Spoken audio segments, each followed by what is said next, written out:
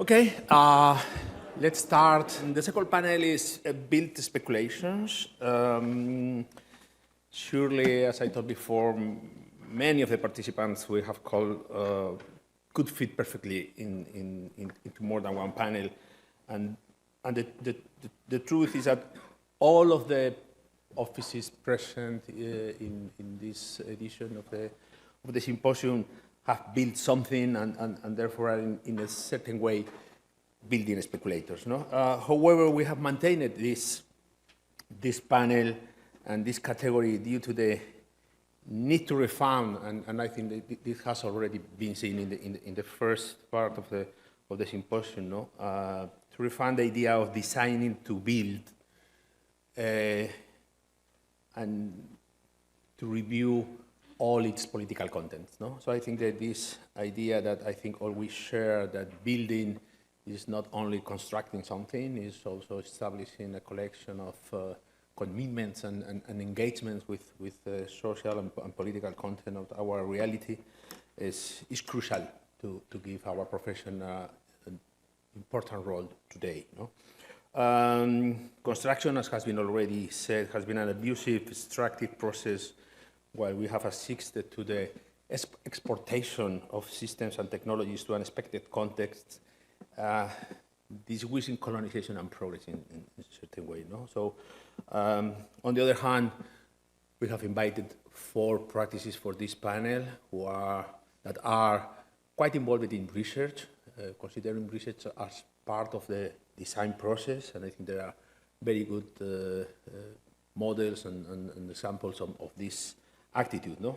The first will be Cosmos. Cosmos is established in Switzerland and Austria after the training in Moscow. The founders of Cosmos, Artem Kitaev and Leonid Slinovsky, carry out the work that covers all scales and typologies through a collaborative model based on research and recording of design systems. The most significant characteristic of his work, of their work, as you are going to see, is the inventive content and the unexpected use of constructed resources. GRUA, that are also here, I expect that you are here. Caio Calafate and Pedro Varela are 2 professors and researchers established in Rio de Janeiro 10 years ago. They have built a series of projects of complex simplicity that ask us about the definition of the figure of the architect in context with limited technology, and while looking at the collaborating with other creative disciplines. This idea of collaboration is going to be very present along the day.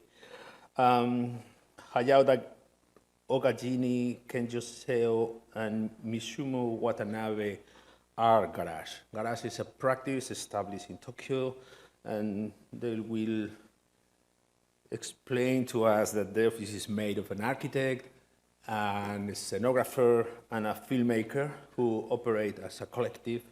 And simultaneously, they are using different media, such as graphic representation, video, events, and construction, in a kind of melting of many different ways of acting to produce architecture and to get a bigger engagement with the social interest. No? Nemanja Seminjic and Scott Joyd is here, Nemanja couldn't come, unfortunately, are based in Belgrade. They are 10, and Belgrade and Zurich also, and working in the review of the design process with a special focus in the experimental content of design decisions. The organization of the office also responds to a particular project, a kind of personal project of the founders trying to figure out the model of practice that better fit with their concerns. The moderator of this panel will be Galia Solomonov. Galia is a veteran professor at GSAPP, is actually a senior professor of professional practice at the school, is the principal of SAS, Solomonov Architecture Studio, and has worked with over 40 international artists. He has a work quite focused in the art scene, but always from the architectural side, as designing installations of exhibitions, designing small museums, and being connected with many, many institutions, and also working as an architect, doing a lot of residential work and public commissions. No? I think that the list of institutions, exhibitions, and many, many things I have in this paper don't have to be related, but she's a quite crucial person in the practitioners of the school, no? And I think he has to be mentioned that he's also part of the University Global Initiatives, and I think now she's directing this housing lab or something like that. That is really interesting. No? So let us welcome Cosmos on stage and start the second panel. Thank you very much. Thank you. Thank you very much. It's a pleasure to be here and a great honor for us. And we were invited to share how we actually have constructed our practice. But to us, this process is not really complete. And even though we recognize ourselves as an architectural collective since 12 years, we still keep looking for the opportunities to rethink and reflect, reorganize, reconstruct. What do we do and how do we do it? And in today's presentation, we'd like to show our office as a elaborating process of discussion, reflection, and experimentation, where none of the narratives have been introduced at once, but is a rather result of a long-term process of reflection. Our lecture is called Cosmos House, and at first we would like to speak about construction of our practice. That's what we all gathered here, and I think it's very interesting to hear other stories. And our office is now consists of around 15 people, and although the headquarters are in Zurich and Graz, we are based all together in more than 10 cities. And but this was not always like this. And when we won our first competition, it was also immediately became our first build project. We didn't expect this, and we didn't have an office, and we were yesterday students, so even the name of the publication was all these endless collaborations of our friends, the artists who helped us, and so on. And the first time when we realized ourselves as a practice was a project done in 2014. It is called Emma Space. That was the first time when we decided to call ourselves like this. And when we did a project of, it was a project of renovation of an industrial factory. And speaking about, again, constructing of the practice, back then we were all working in different other places. Cosmos was not our main occupation, so we were based in 4 different cities, and back then we, like everyone nowadays, communicated by, back then it was not Zoom, but Skype. And it was also for us important to reflect on this. And interestingly enough, it also continued until today, and obviously after the pandemic, when almost the whole world started to work digitally. But that was again the first time when we reflected on this method of working. And this project, although we didn't yet really started the practice, the outcome was, because the project was ephemeral, was this book, where we have just published for our memory like all the process of construction, all our fights, all our references, and all the things which interested us, crossing out some, let's say, censorship in it to not reveal some details. And we started working in big names, as you can see Jacques Herzog showing how big they are. And we worked in these offices, and I think the decision to start our practice was also a reaction on working for many years in these practices, and also trying to find something that these practices, although amazing architects, of course, who we admire still, what we couldn't find there. And interestingly enough, at least for me personally, one of the moments when I decided that it's time to really start the practice was a very little, very modest wooden workshop in Hungary in the fields. When going there and constructing with the students a tiny little pavilion, made me think that, okay, it's time to actually move on and not do it, as Boer has said, not as amateur, not as lovers anymore, but already going to to the work. And the first time when we reflected on what we are actually doing, first it was very preliminary still. It was the exhibition Cosmos House, in the same way we called today the lecture. And it was a collection of our little projects, of the first projects we have done, with the back then references of what inspires us. And 8 years have passed, and we have restructured, we have structured today the lecture also trying to understand which principles, sometimes they were intuitive, sometimes they were just recoming our practice, which principles and which zones of interest and which values are important for our practice. And this is how we will structure today's office, speaking about these 4 principles. And the first one was what we call temporary texture. Contemporary architecture, temporary texture, or temporary structures. What contemporary architecture can learn from temporary structures?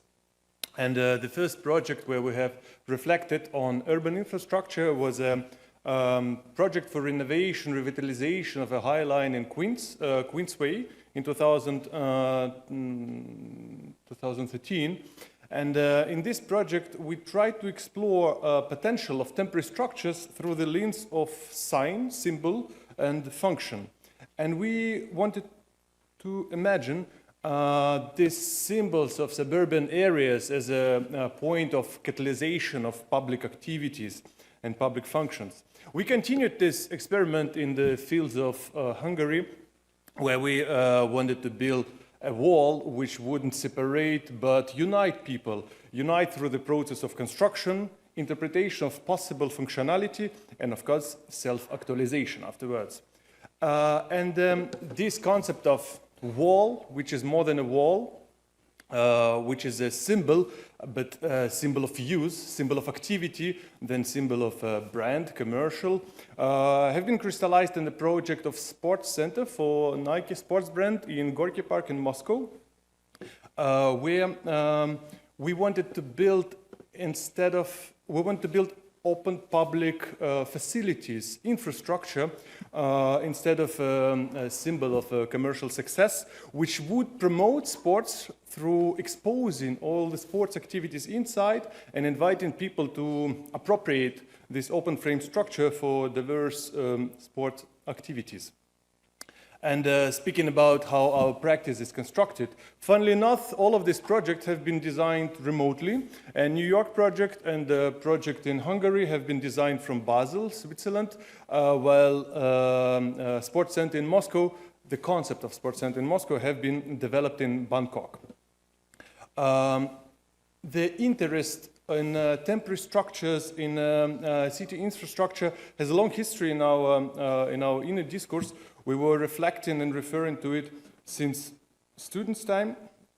And to us, in the end, was interesting to understand why do we appreciate them so much. And in order to explain this, first of all, to ourselves, we have written a book which is called Contemporary Architecture, where the word contemporary we cross out con and left temporary, and the word architecture we cross out archi, author, and left texture, structure.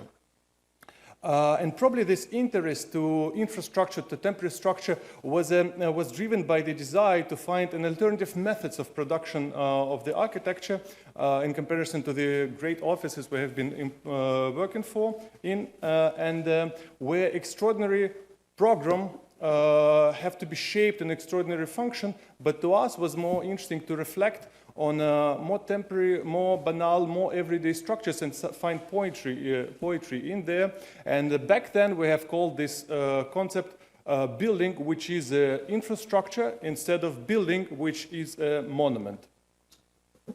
And this reflection and reaction to the, let's say, the iconic form-finding practices where we were working brought us to another point of interest in our office, which is the reuse of resources. And originally it started as an aesthetical, intuitive choices when we just saw some materials which were not used, but with time, with the years have passed, we understood that it became our conscious social position and attitude to reusing resources.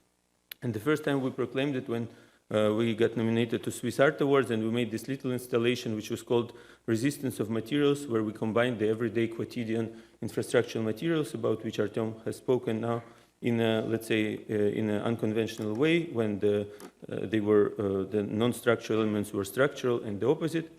And reflecting and doing this lecture, we realized that in almost most of our projects, we are trying to bring and to reflect on the materials which are existing. Like in the first project, the competition, where we reused the scaffolding netting, the EMMA project about which I spoke about, where we were using the insulation foil, the Swiss pavilion for Pro Helvetia, which we did in collaboration with Fragmentin, where we rethought the concept of Swiss Bauprofile, and some scenographical projects where we were thinking the Ironman, also hi to Boer, and the project which we're realizing now in Spain, in Logroño, where we have also looked at the local agricultural infrastructure and just basically stacked it, the so-called jaulones de vino.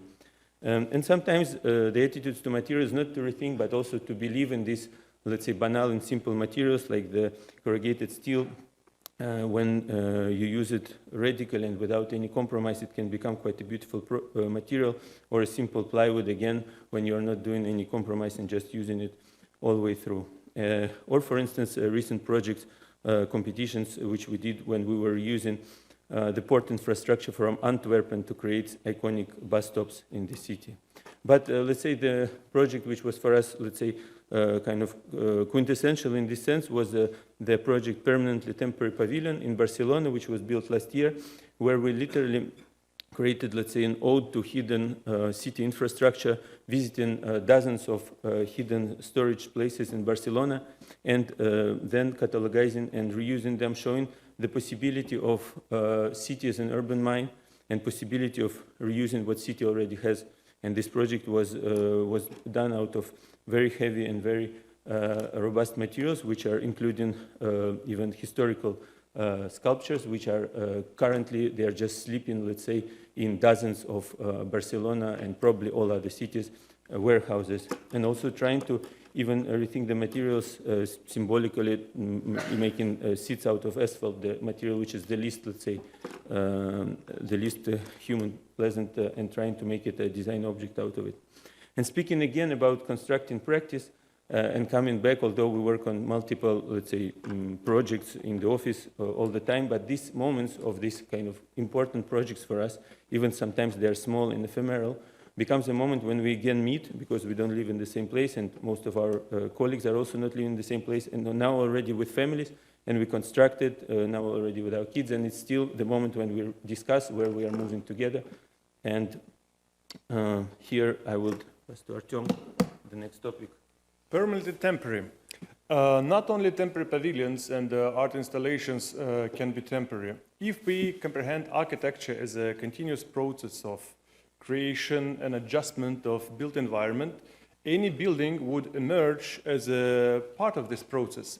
And the ability of buildings to adapt to new changes and change themselves according to new requirements is one of the crucial parameters for sustainable urban development. And in this project of renovation or, let's say, salvage of dormitory buildings in Zurich, we have implemented one of the strategies which we call hardware, software, and architecture, where from the very beginning we admit that the building would undergo unforeseeable changes, and we divided from the beginning in two parts: hardware, the static, robust part, and the software, flexible infill, which allow to adapt the building to new conditions without really affecting the superstructure of the building. Sometimes, like in this project, transformation of a museum in Geneva, we also got to find resources within the existing volume and existing structure in order to reorganize the life and introduce new values in the existing buildings, or looking for another ways of inhabitation within existing volumes and within strict historical restrictions to introduce new patterns of inhabitation. But not only existing buildings should take into the agenda future adaptations. Actually designing for disassembly, designing for future adaptations should be an important part of any new construction.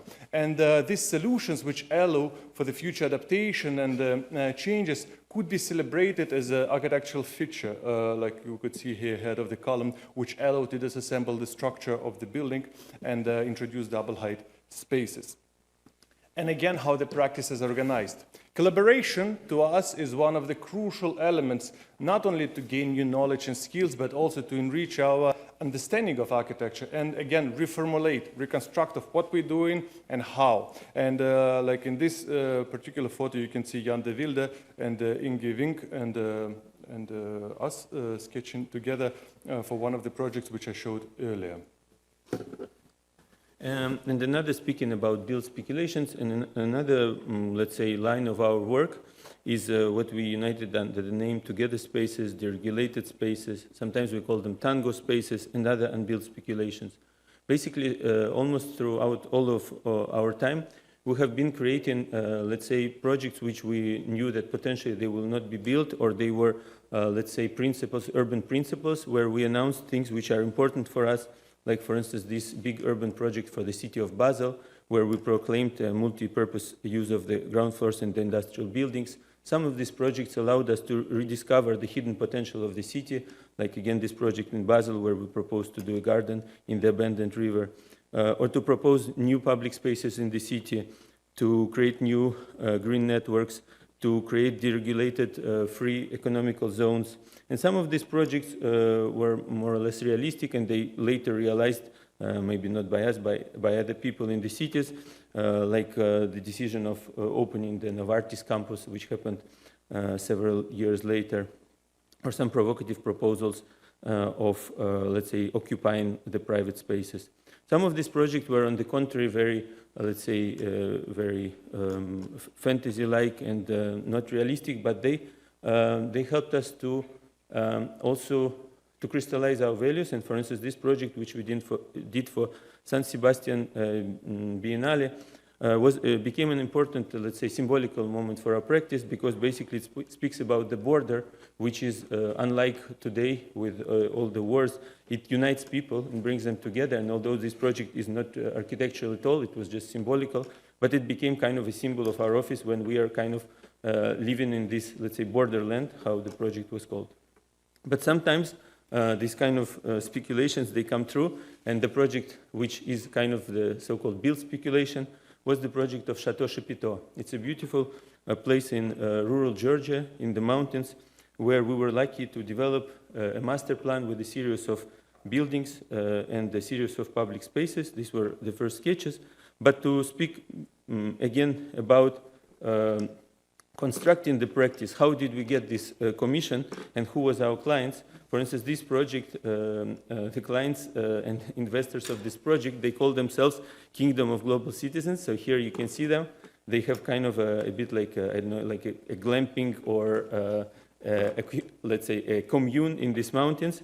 And funny enough, they just posted on Facebook that they're looking for an architect, and we replied and created for them.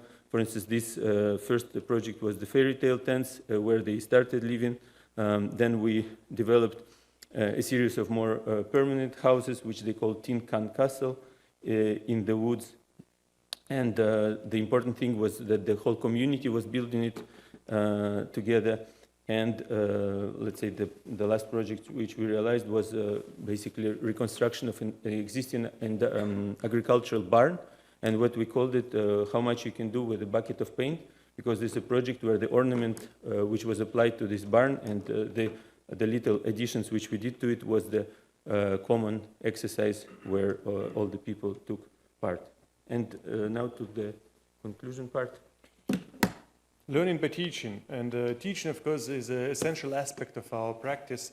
And simultaneously with running studios in different universities, and at the moment we're teaching in Geneva and in Vienna, we also try to involve ourselves in diverse academical activities, and like workshops, lecturing, and when we teach, sometimes we introduce already developed in the office narratives, but sometimes we use teaching as a platform to formulate, to discover, to explore something what we don't know, or even define the areas of our potential interest.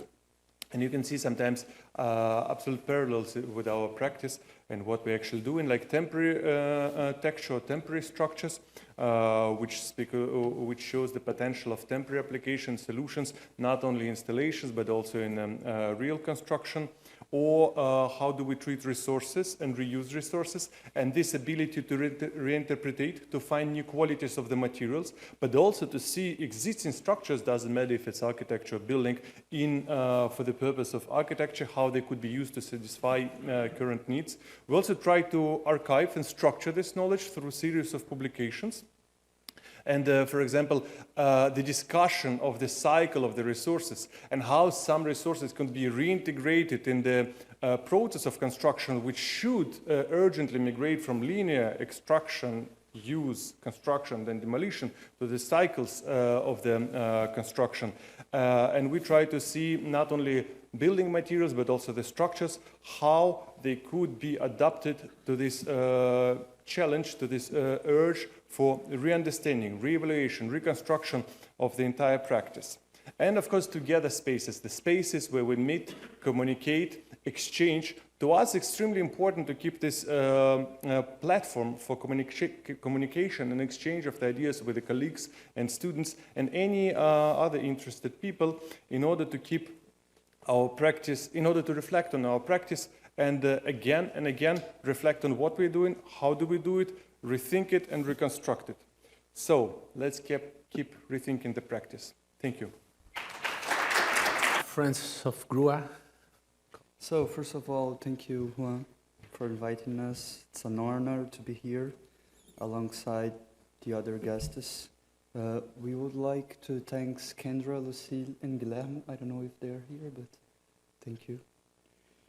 So in many ways, the questions we will address here today are collective questions.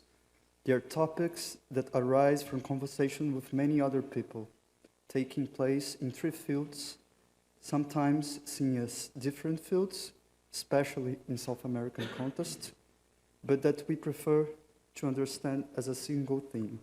So we are referring to this tripod, research, teach, and design, which is a kind of figure that we see as a structure for our practice. Our desire to work with architectures come from the mutualistic relationship between these 3 fields. That is a condition that we have always adopted in our practice. So for the last 8 years, we have been working as professor in different universities. Currently, Caio is teaching at the Católico University in Rio. I am a guest professor at Torquato de Tella University in Buenos Aires, Argentina. So Caio just presented his PhD, and I am currently doing mine. So we are always like moving from one task to the other.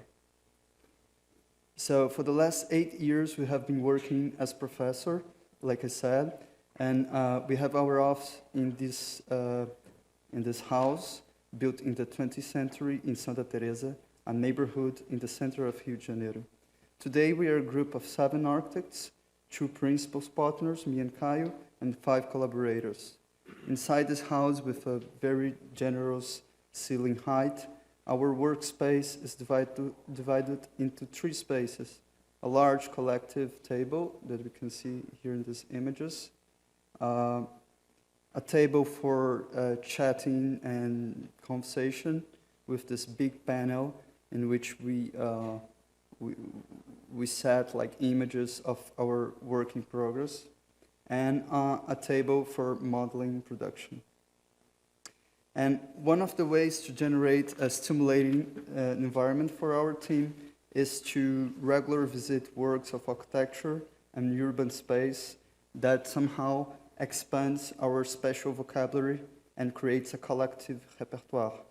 For example, at the beginning of this year, we made this visit to the landscaper Roberto Burlemarque's home. It's just a fantastic piece of land where he lived and created a rich collection of plants that he used in his works. So we have divided this presentation in 4 themes. This is the first one. And we will try to present the methodology of our work based on some of the most important projects of our office. And the first of them is geography as an architecture. Well, our practice is closely linked to the territory in which we are located. which does not mean that we are tied to it, but it's from Rio de Janeiro that we begin to think about the status of architecture in the city. Rio is the city where we were born and we are based, a tropical city whose geomorphology is very relevant for design practice. It's a city that was founded on the edge of Guanabara Bay, an immense portion of water that determines the way in which the city is occupied. In this city, there is also a presence of three important hills, where one of the largest urban forests in the world is located, the Tijuca Forest. The bay and the hills are fundamental conditions to create a project in this city, where the ground is very humid, the sun heat is violent, and the rains are massive. This is a city whose hills, for example, Castelo, where you see in the picture, where the city was founded, were dismantled with the intention of freeing up land in the city center, but also for the creation of the new territories by the sea.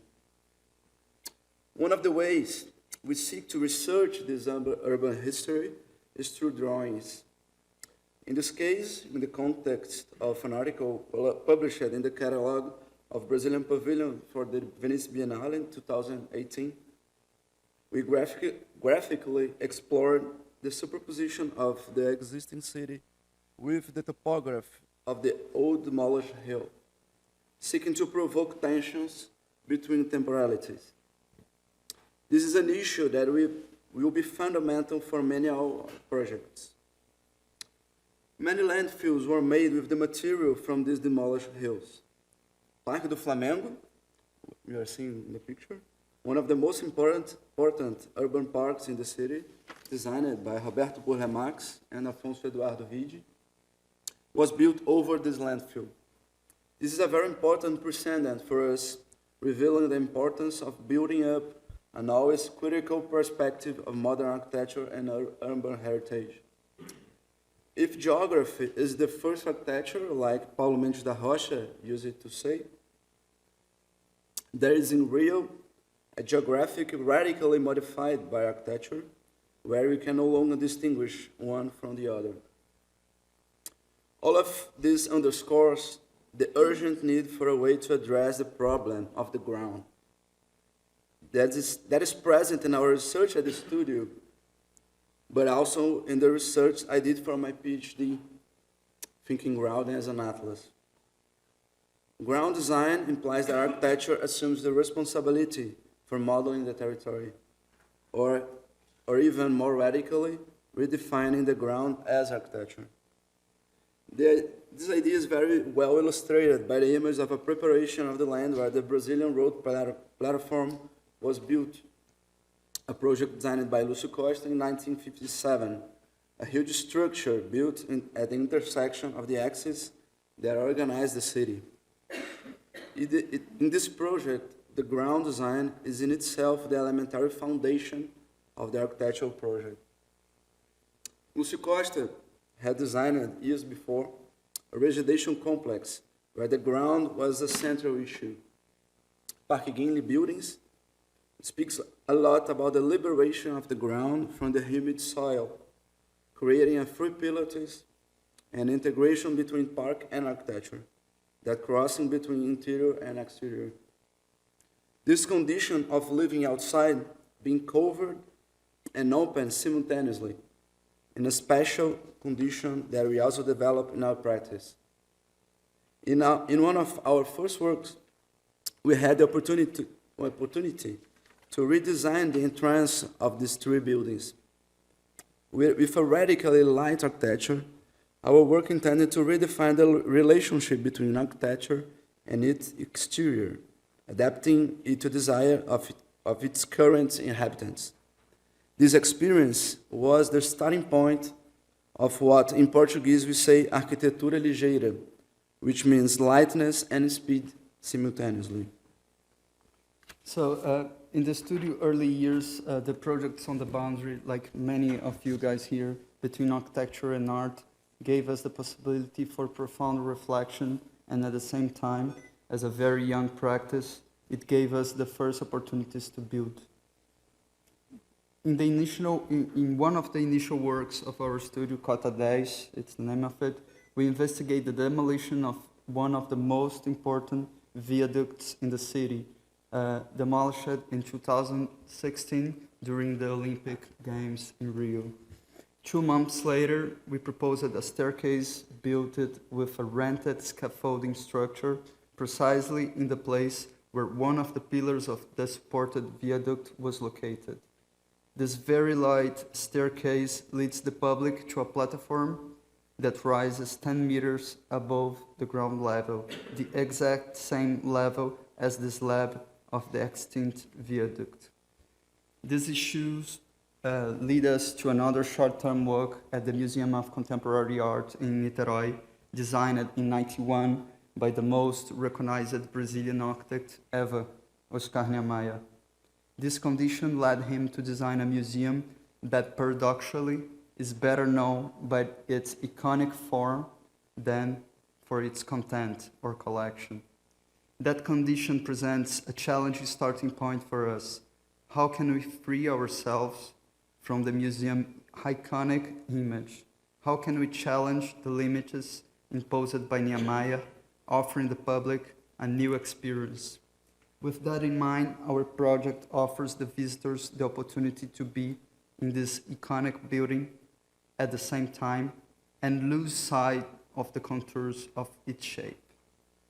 To make it possible, a scaffolding structure was installed at the end of the ascending ramp, providing for the first time visitors access to the building's roof. But this experience was not exactly new to us. During our years studying modern architecture in Brazil, we have collected many images like this one on the left, taken by the photographer Marcel Gauthiereau during the construction of Brasilia. This picture let us dream of other ways of experience architecture made by Niemeyer. And after completing this work, the museum curators, our friends Pablo León de la Barra and Rafael Fonseca, invited us to adapt and remake an installation by Lúcio Costa again, originally proposed for the Milan Triennale in '64. The name of that installation was Riposatevi. It is an installation that consists of creation of a network of steel cables that support a set of hammocks, generating a large space for collected living. This is some process picture, like we meeting with Pablo, the curator, showing him the model, and then somehow carrying this one-per-one model through the city in a very precarious way. So we face it once again the responsibility of dealing with modern heritage, managing the work of two of the most important figures in Brazilian architecture. Somehow, we like to imagine ourselves as mediators of this meeting between them. So more recently, we had the opportunity to continue this practice of intervention in buildings designed by those Brazilian architects. And this picture, the bottom picture, is the exhibition we designed for Sesc 24 de Maio at the 5th floor of this building, designed by Paulo Mendes da Rocha and MMBB Arquitetos. When analyzing the section of this large building, we realized that we could somehow make reference to the fantastic swimming pool located on its rooftop. And because of this kind of light blue atmosphere we created and the presence of these 4 massive concrete pillars that you can see on the image above, you can see 2 on the back. The public could imagine, and we could imagine, being at the bottom of this pool. So for us, this project is like, it virtually crosses the building vertically and indicates the section as the dominant tool of Mendes da Rocha's architecture. So this is the last short-term project we'll show today, and in some way it is a synthesis of what we think is possible to get with this kind of work. And it all started with our interest in the colossal landfill operation carried out in Copacabana Beach during the 70s, when this beach had no more than 20 meters between sidewalk and the sea, before the 70s, of course. So the map on the right show where the sand used to landfill the beach came from. It came from another beach, and actually the pipes that ran through tunnels carrying out a huge amount of material that was dumped on the beach. This landfill operation produced a stripe measuring more than 100 meters, so 5 times bigger than the last one, forcing with that the emergence of specific devices to occupy this territory. So when we developed this work, we took advantage of those devices, recombining them in a new way. First, we implemented a large square measuring 31 per 31, so it makes 1,000 square meters. And then we recreated, once again, this topography, which, as we saw before, it was also the result of a project.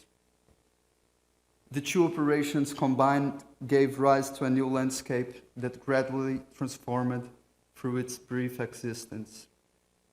So to understand the logic of this very unstable material that is the sand, we created a model made of this material itself.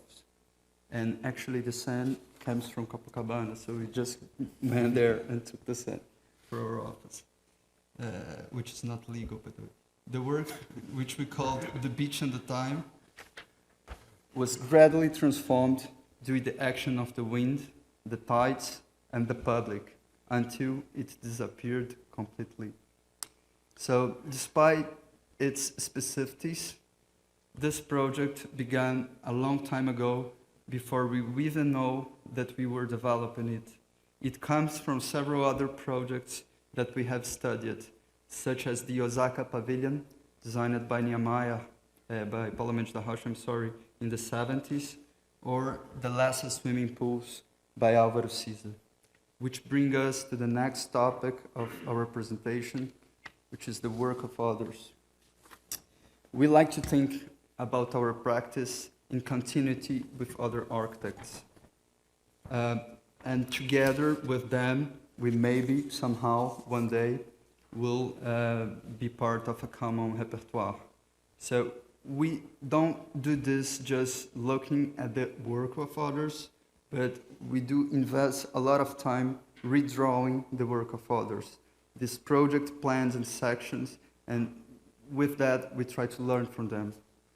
So when we started the project for a series of small shelters in the mountains of Rio de Janeiro, we used to, like 3 works that we just passed by, Andrade Moretin, Carla Joaçaba, and Lina Bobard's work.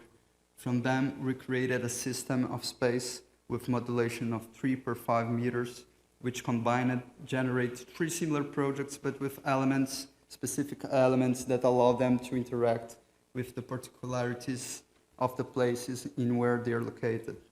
So these projects explore a very particular condition of the tropical climate, where you can be covered, once again, but at the same time in like direct contact with the landscape, the air, the wind, and etc.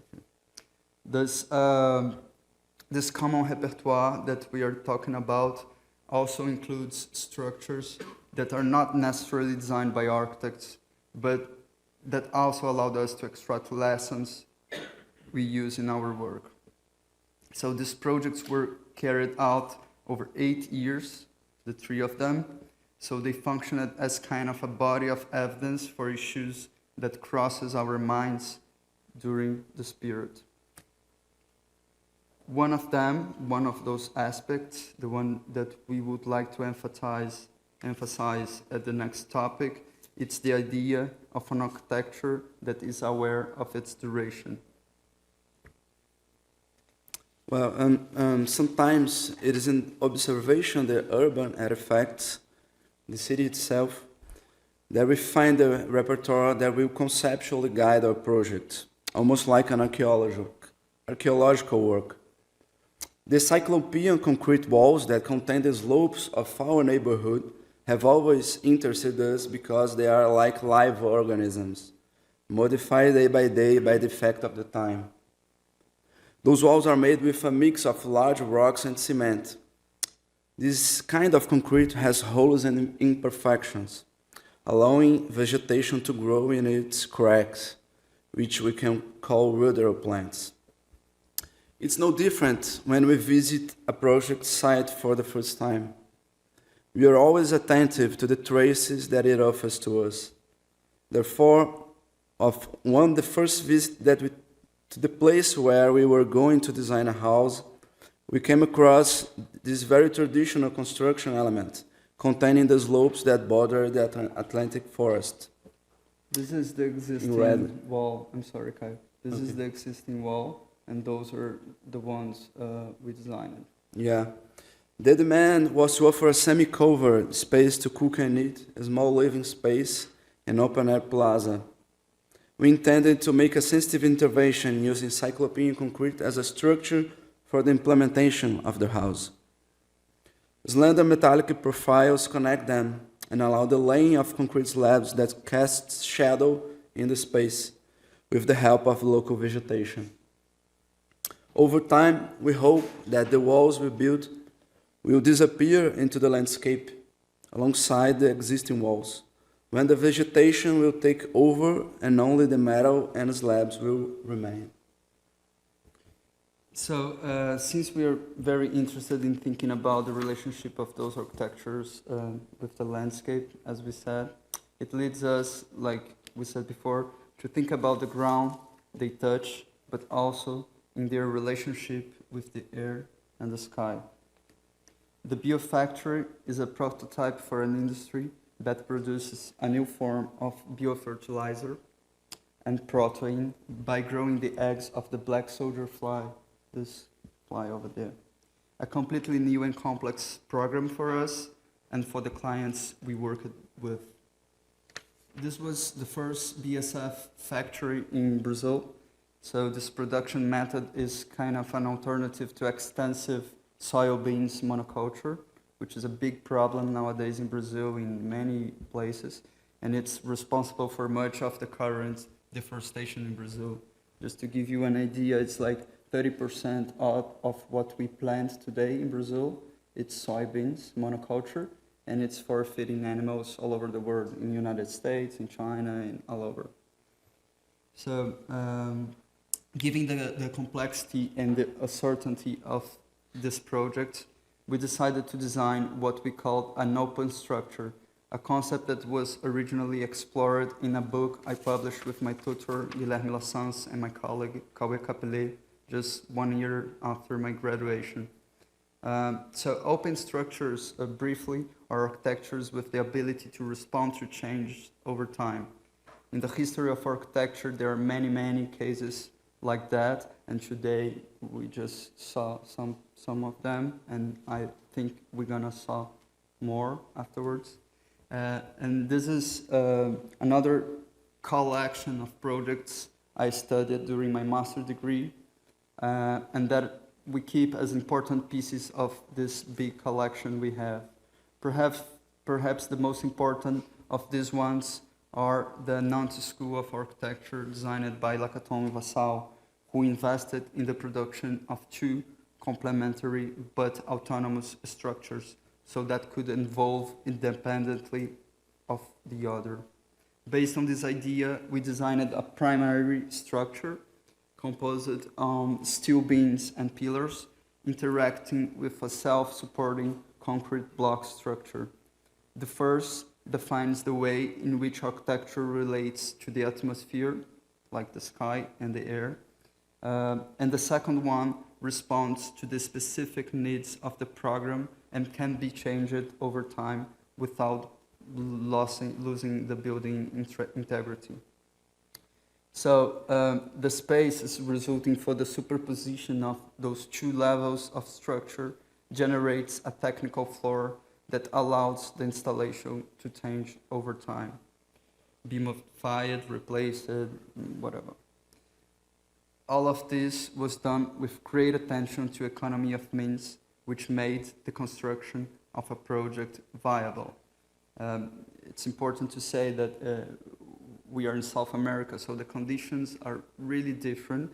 Just for give you an idea, the construction costs are around $500 per square meter, which is really low, and was essential to convince clients that it would be better to do that than to opt for purchasing a prefab warehouse, because that was they were supposed to do actually.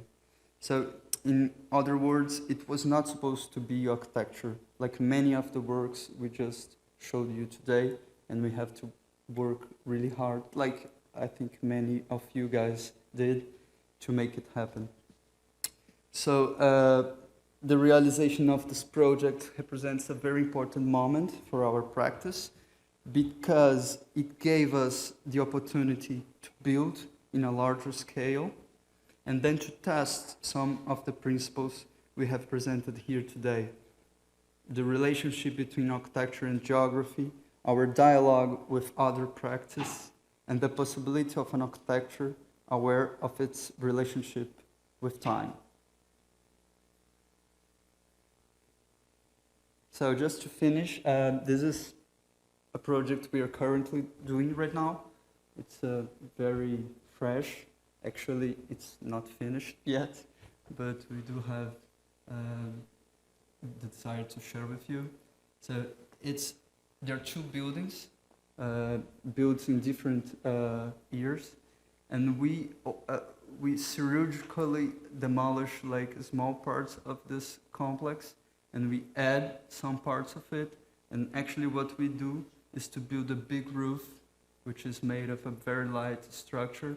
And this big roof creates very interesting open, covered but open spaces, and will produce this SASC museum that we hope we could be able to build really soon.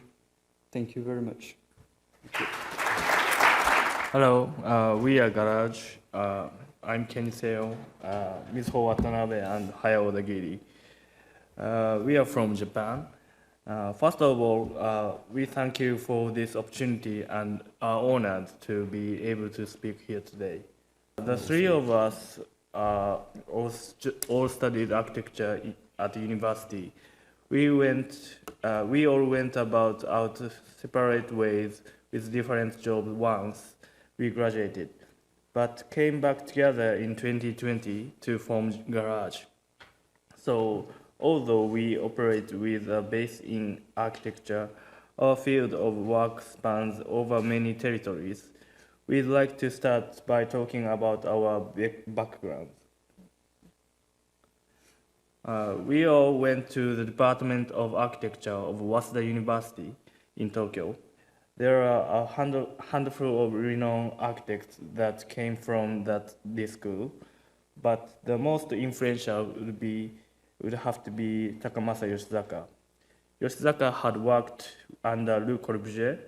He had already passed when we got into Waseda University, but many architects and historians that took lessons from his teach there and still have an influence to our generation. The most important teaching that we got from Yoshizaka was to create as a group, be one with the local environment, and to have fun when you are thinking. We will be talking about the activities we've been through before and after forming Garage, but those three ideas will frequently be popping up. Now we'd like to talk about each of our personal works. My name is Kenji Seo. I'm an architect as well as a videographer and a filmmaker. For my graduation thesis in Waseda University, I researched the movies of Kiyoshi Kurosawa, a Japanese horror film director. Specifically, I studied the spatial features portrayed in his films. I started by watching his whole filmography and went on to transcribe floor plans of the building within his movies. Through this thesis, I developed an interest in how architecture and its spatial features can and is expressed through videography. When I moved on to grad school, I made a film that documented a Japanese tea house called Kikuya Stay. From there, my career as an architectural videographer began.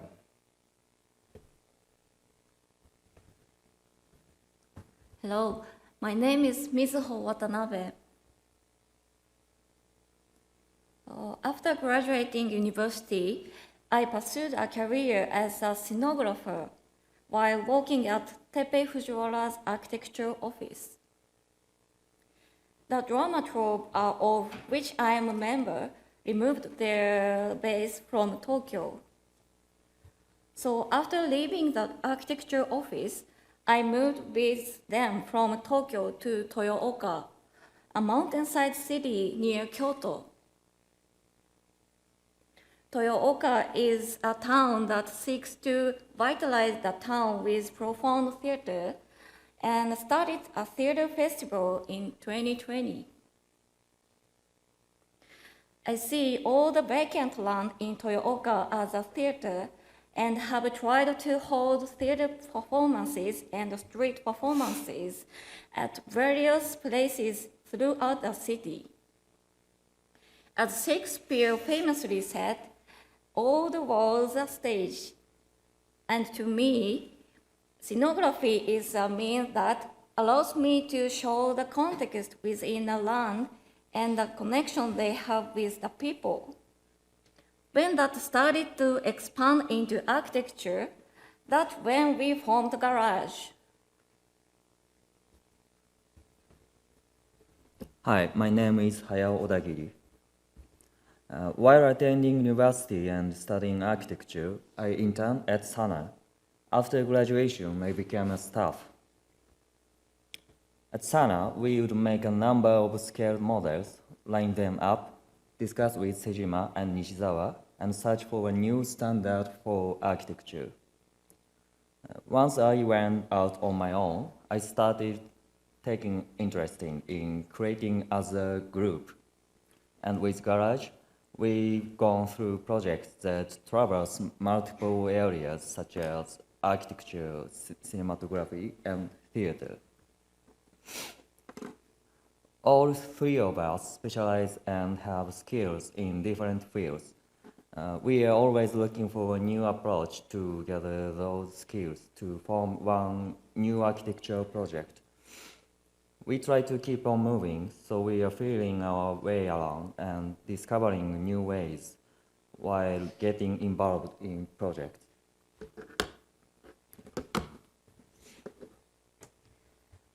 This is a project that took an old house in Toyooka and we made it into a shared residence for university students studying theater and tourism. From the start, we workshopped with the students. They all said that their living quarters didn't need to be that big, but instead wanted a large rehearsal studio that would be open to the city of Toyooka. The students were present even during the construction and found the exposed rafters to be fun and interesting. With those words, the second floor bridge was born. During the final step of the construction, the students themselves painted the floors to form a physical connection with the studio. That process was documented as a film. Even after the construction was complete, the members of Garage stayed connected with them and together created film works and performances. During the theater festival, the large studio was made open to the public as a place to hold meetings and also as a space to hold performance workshops that allowed artists to create in the spacious atmosphere. We got involved as architectural designers, but didn't stop there. Our method of choice was architecture, but the real purpose of this project is more diverse than that. We named this project the Theater Share House. Next, we'd like to talk to you about the project we did in Kyoto. During the Kyoto International Performing Arts Festival in 2023, we built a temporary theater in a vacant land in Kyoto.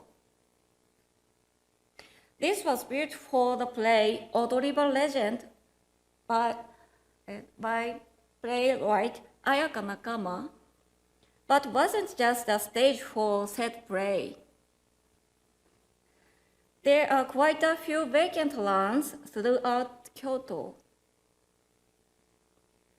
They exist out of various complex contexts: the war, discrimination against certain communities, and urban development.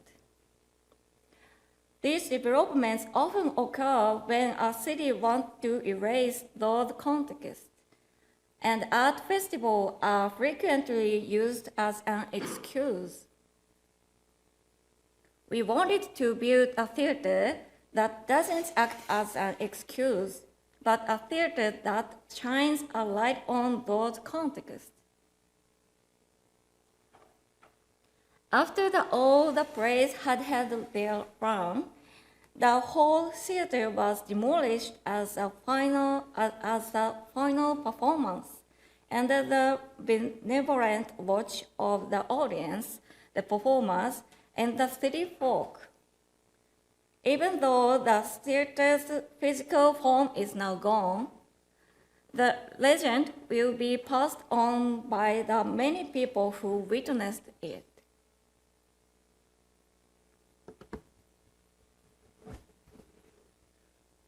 While working on the theater share house, we received another job from this same client to renovate his own residence. The house is called Domo Kinyana and was first designed by Atelier Zo. That is office formed by the disciples of the late Yoshizaka. The construction was overlooked by two American staffs called Mark and Mandy. Getting involved with this renovation, we got the idea to create as a group. This had been passed on to its owner from the architect to change it yourself. So the client had made many revisions and expansions with contractors through the years. And we were the newest additional elements to this house. This is a section that we wrote up. Working with this house, it was clear that this house was designed with no final form in mind.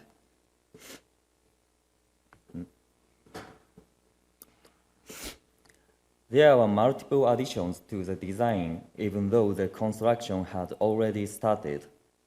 Multiple members of Zo had touched up the design all over the place. So as a whole, the space had become an embodiment of many sensual essences. It's one thing for a single architect to pour their soul into one space, but to have the essences and values of multiple people in one space is a whole other story. At times, their values may collide, but at the end, the space keeps changing along with the time and holds a generous atmosphere. We feel that this space holds significant possibilities in the context of contemporary architecture.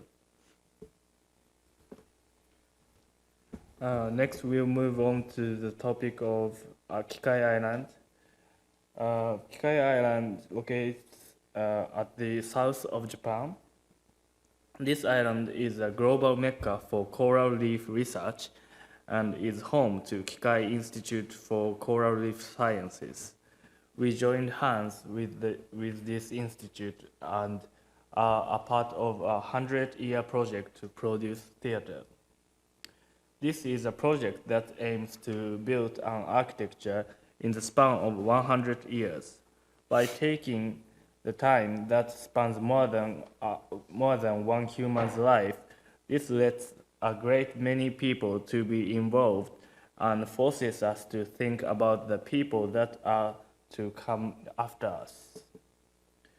We likely won't be alive when this theater is completed, but we, along the people of Institute and the island, are made to ponder what choices we have and which choices are better for the future. 3 years have passed since the project launched, and we are continuing research on the island. We hold fieldwork projects for students all over Japan. We research the planar shape of the local villagers' residences, as well as the distinctive stone walls that forms the landscape and its environmental effects. This is not just an academic research, but an opportunity to get to know the people of the island. We've started on small renovation projects. Together with the Institute, we are seeking funding. Next project. We have projects that involve architecture, but not exactly architecture itself.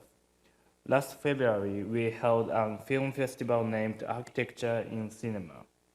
We selected and showed films that showcased space in an outstanding way. I had a chance to participate in Architecture Film Festival in Rotterdam. Through that experience, I felt that I wanted to host a film festival like that in Tokyo myself. I believe that our film festival was a great chance for people to flourish with architectural films, and it at the same time was an important opportunity to learn more about them ourselves.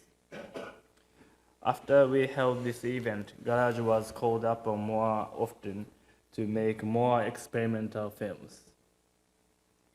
During this event, we not only showed films, but held a small exhibition as well. We exhibited floor plans we transcribed from the films, as well as scaled models we made from those plans.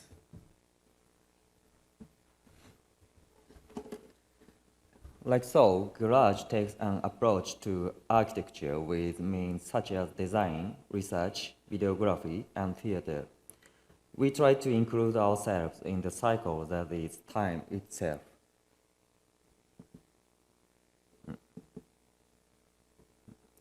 Garage currently holds 2 bases of operation, Tokyo and Toyooka, and we go back and forth between the 2 cities. For the office in Tokyo, we rent a space within an architectural model maker. This office is located in the middle of Tokyo.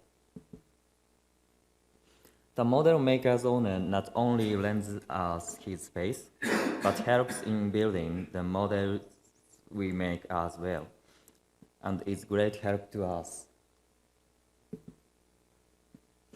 For the office in Toyooka, it is a place surrounded in nature. Most of the renovation work we do in Toyooka is right near the office. When there's a project under construction, we go back and forth to and from the office. And at night, we would gather at theater share house and feed upon the delicious local vegetables and fish that Toyooka has to offer. At times, we take a walk to the riverside to have a lunch. For us, spending time with the environment and nature is a part of being an architect. Of course, it's a time that allows us to unwind, but at the same time, is a very important part of designing. designing architecture. For the last slide, we prepared a QR code for a link for our films. We compiled it for the people here today, and we'll be able for limited time, like for a month. We hope you'll take a look. Thank you very much for letting us speak here today. Thank you. Great, thanks for the invitation. Very pleased to be here and talk about a theme which I guess is very much close to our hearts. We have a very affinity with this idea of constructing practice. We call this small introduction to 10 a practice as prototype, and we talk about prototypes in a way that when you make a prototype, you kind of like design it for a particular moment. It's viable for that moment, but at that time, you have to test it and stress test it and measure it. And then you can actually start to adapt and amend it. And we think this is basically the approach that 10 is.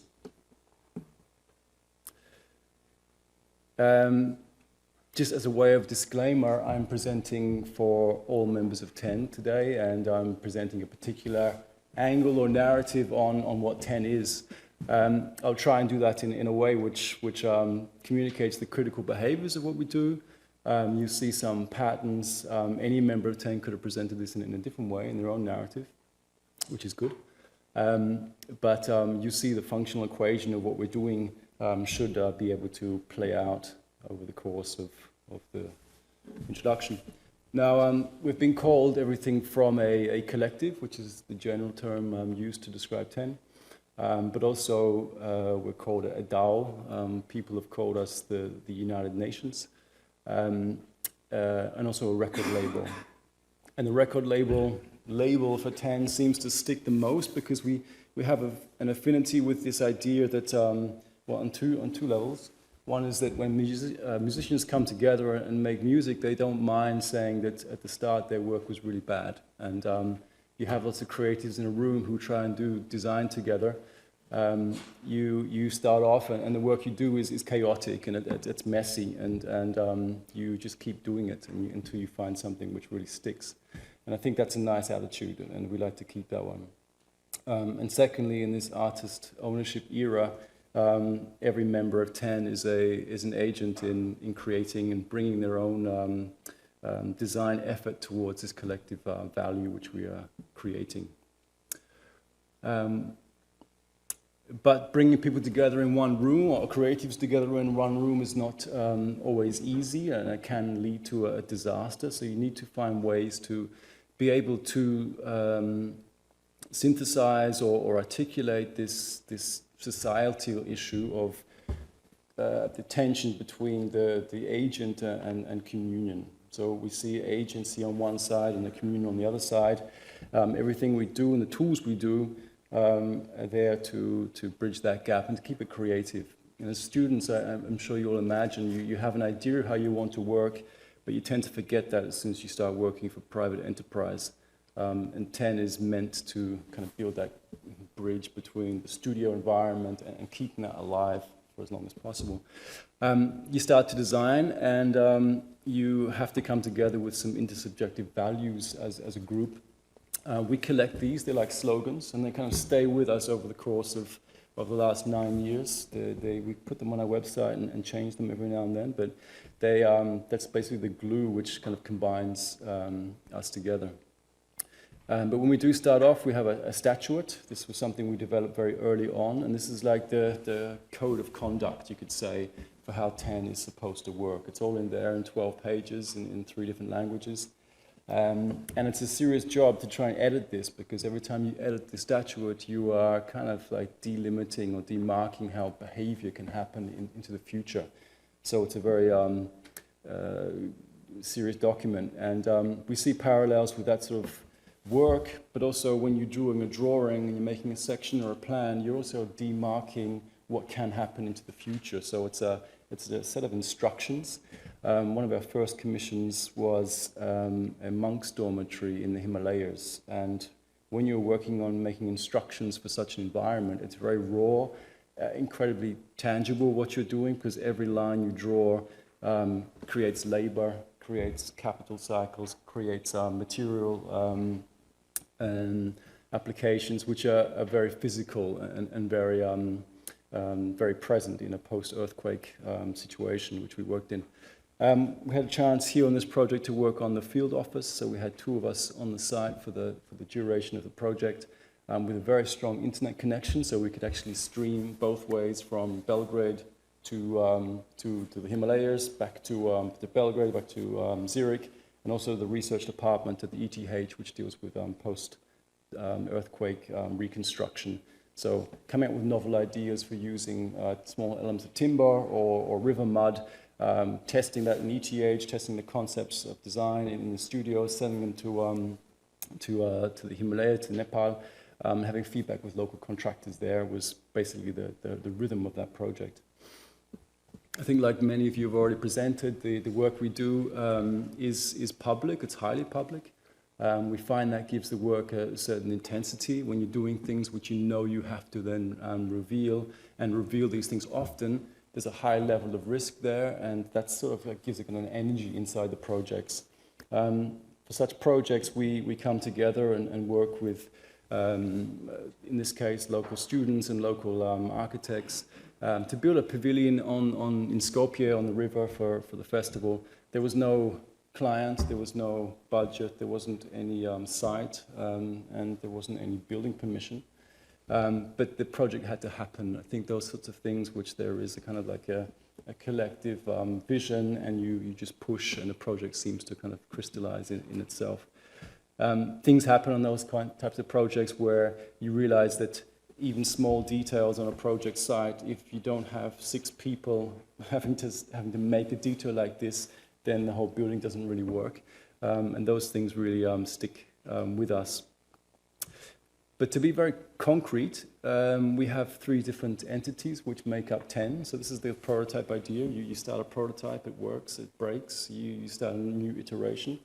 So the first iteration we had was an institute. It's a not-for-profit organization which usually works with museums, using on art research, writing, various forms of communication. We have a studio, which is the center one, a cohort of different private organizations running inside of 10, usually doing design experimentation or invited competitions. And then we have Works, which is the share company, which is an official share company. All members are shareholders of this company. And this is dealing with the rather large building volume we have, which we're building in the next couple of years in a kind of legal entity. But what's very important here is that you see that our organization is basically running over on the Discord channel. We have Belgrade, we have Zurich, but all these decisions and all the activity is running on basically 90% running through Discord. So everything is completely open, it's completely transparent, from finances to decisions on projects. And you see, for example, there is voting happening on Discord, new notions can be put forward. Basically, the whole evolution of practice is documented and practiced every single day over that channel. And this kind of attracts certain clients, or at least we think it does, or maybe it's us who are affiliating ourselves with certain clients. For NGOs, we like to work because we enjoy their structures, we enjoy their transparency and the sharing of work. A house in Bosnia for 5 widows is basically a spatial arrangement of the rituals of 5 different widows' lives and their extended families, which we'll be publishing a bit later this year. But also the life which happens in between buildings is all part of our concern. I think this is like the third context which architects don't talk about too much. We are on the board of the NGO, which will be overseeing the building into the future. So what happens with the building, with the maintenance and the care. That's something which we like to be able to involve ourselves in, because it really does give a very specific approach to the architecture. Onto the topic of superstructures, which we've heard a couple of times today. When designing a project for a building cooperative, a 17-floor tower, you approaching that a little bit differently. I mean, if we were to do a corporate tower, which we don't do, we would do it differently. But working for an organization which actually can survive over 200 years, 300, 400 years. At the moment, the building society is 100 years old. They have no intention of changing their model.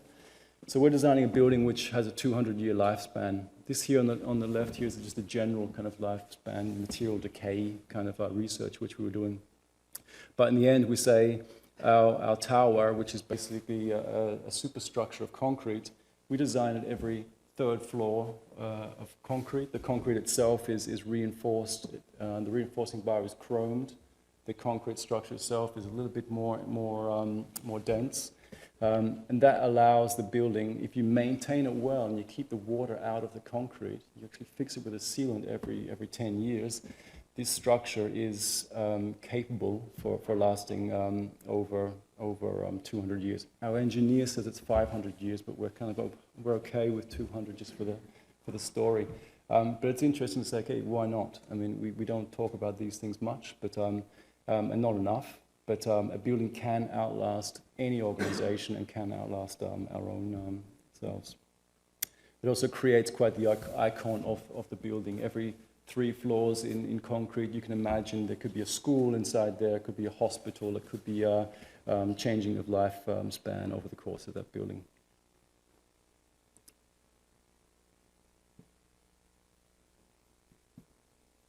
But we didn't train this. We had the same education as probably most of you in an architecture school.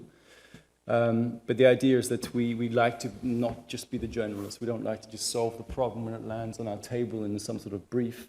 The idea is that we try to make sure that every single member of TEN has their own trajectory within the organization and can also be specialists and have that diversity of thought. And that helps us stay fresh. I think we've had this theme a couple of times. And for this, we don't look at the architecture profession for ideas of models for how TEN can work, because they're just too slow.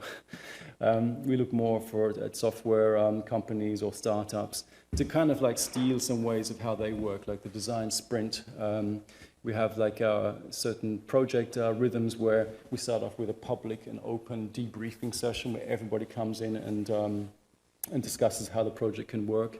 We have a 24-hour competition tool, which we send out to our broader network. It keeps design input not just from the team, from the 12 to the 15 people who are working in TEN, but also then creates more design input coming from outside of TEN.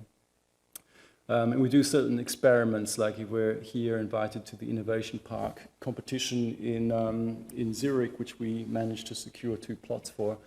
We're working here with 9 designers within TEN. There's about 5 designers outside of TEN, about 8 to 10 professionals who are all working on one mural board.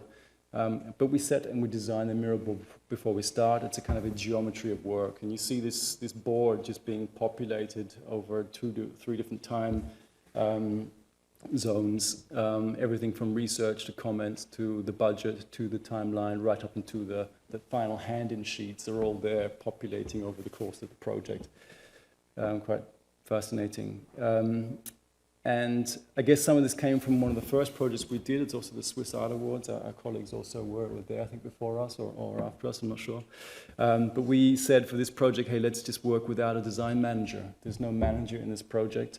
Every single TEN member is going to be passing their contribution over to the next contributor, who's going to then take it over to the next contributor. So to get rid of management inside of a design project is kind of a refreshing way of working on a project.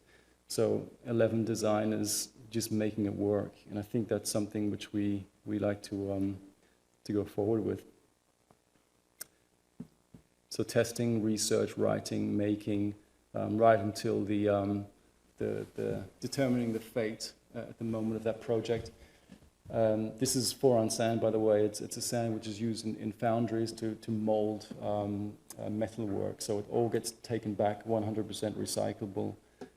It was the biggest installation there in the Swiss Art Awards, but it was the one which was ended up with 0 in the end, which was kind of nice. So having that kind of internal communication and fitness to be able to collaborate, to argue and negotiate with each other, I think brings us in a good position to better work externally with experts on more complex projects. This one here is a recycling center in Zurich. And this is quite an interesting and challenging project because basically we had to work with what the Zurich city gave us to work with. So basically materials salvaged from different public buildings from around Zurich. We were asked basically to invert our design process, which is quite interesting, right? And it's the future, by the way. So if you're saying, okay, this is the project, these are the materials you're working with, now go and design, as opposed to the other way around. You know you can't just start scribbling around on a piece of paper. You know your design is going to be a result of all the contingencies that you deal with by trying to find out what you can do with material which is being recycled and reused. And this for us is a kind of an aesthetic which we're very interested in. We are, I guess you'd say formally or on form-wise quite agnostic. We don't really have a form or a style we need to stick to. But we know that design effort across many disciplines and coordinating that is where design is heading. And I think recycled design or reuse design is something that we are very much looking forward to pursue in other ways.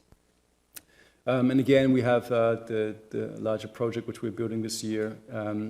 All of these design decisions from all the designers who work on these projects are all documented in the Discord channel. The arguments, the counter proposals, the jokes, it's all part of how we're designing. It's all rather dynamic. This, I think, is more material for another lecture because it's basically saying which projects we don't do, and I think that's part of a conversation which we should talk about more often, like the criterion we use to be able to say, hey, does that meet our values really? And of course, we can work our way in, but maybe it's not something we should take on. And then just to close out, we do consider projects to be stories, and they're not just objects and not even processes, but they're stories in everyone's lives.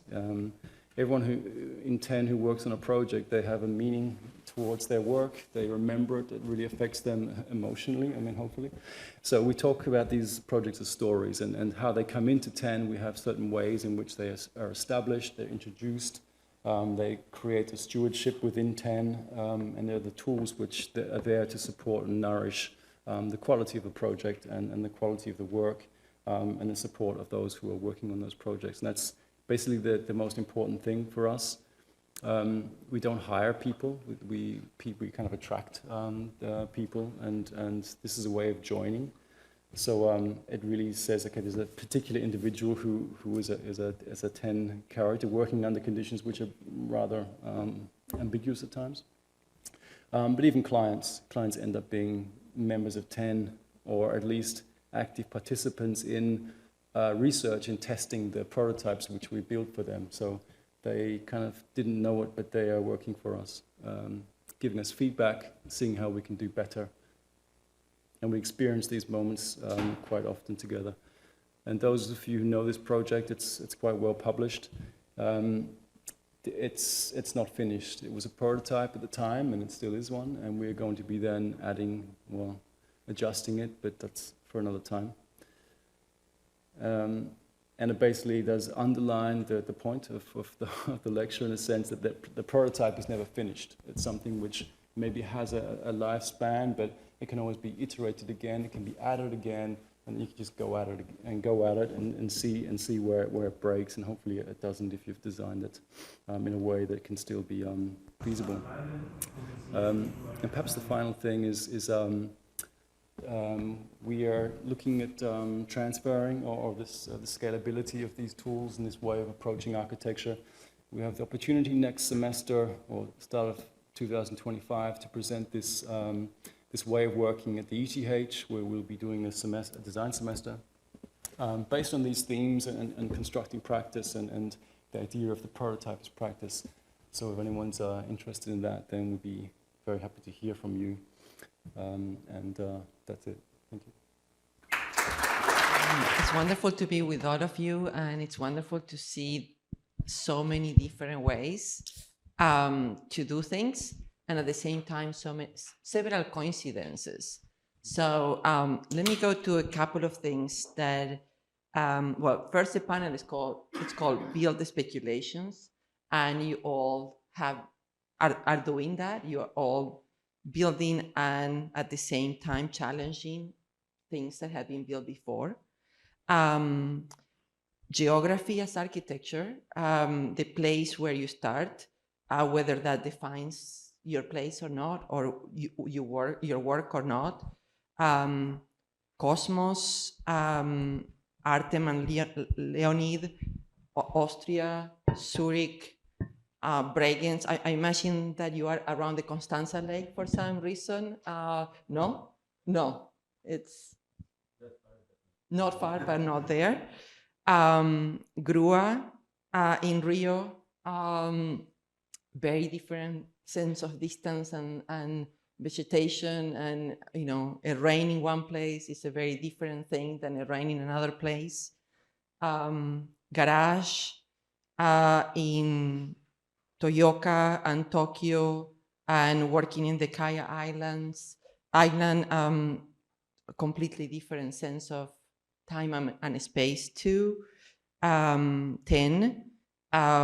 working in different places from Zurich to the Himalayas, and with a very diverse group that that you probably the most fixed locality is probably that channel that you all share. And so I wanted to ask you about, you all talk about the work of others. Cosmos talk about Herzog de Meuron, OMA, and kind of overcoming the relationship to other practices. Grua talk about Niemeyer and Burle Marx, and Lacaton Basal. Garage talked about Sana and other practices. And then not necessarily by, well, you had a picture, there was a very strong picture. Maybe we can start by talking about that picture and what you didn't say about that picture.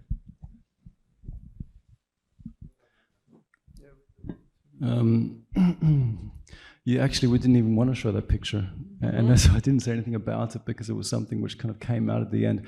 And maybe it was a remnant from an older presentation, but it kind of like sets the scene where, and maybe it's a meme at the moment where you say, okay, star architect, and then what next? And I think we don't necessarily have to do that because we're quite comfortable with what we're doing. It was more like to say, it is difficult when everybody is a designer and everybody has an idea of a designer being the one who directs and one who states and one who stays until the end, until their idea gets materialized. That still is true, and I think we're still being trained for that, and I think still competitions are run like that. I think we had a really good example today of what that means, like economically and socially. And that is the sort of thing we need to break. It's not necessarily people or personalities that we are referring to. It really is the idea of saying collaboration is not that hard. And even for people with egos and people who claim to be the star designers, good ideas generally rise to the top if you can discuss them and dialogue with them. I like that thought. Good ideas. Do you feel that good ideas do rise to the top? That there's that just by listening to each other, you get to the right conclusions, or is there a need of an editing direction in your works? I probably would just say that it's not every time listening to each other, sometimes mishearing each other, because I think that's very important in communication, that sometimes misunderstandings actually cause very interesting reinterpretation of someone's thoughts. But obviously a platform where everyone could feel equally involved, equally responsible, makes people much more motivated in the not even proactive in any process, not only design. And probably that's even kind of common agreement within this room and the presentations which we have seen, that we can almost state it that the method of production of architecture have been transmitted to the new, more, let's say, collective and group-oriented work, which probably was every time like that, but was usually labeled by one stronger name or like a representative person. And I think now it's very fair that just the kitchen of the production is more exposed, and we can admit how the things produced collectively, and everyone can feel similarly involved and responsible for the work which we do collectively as a collective of people and professionals.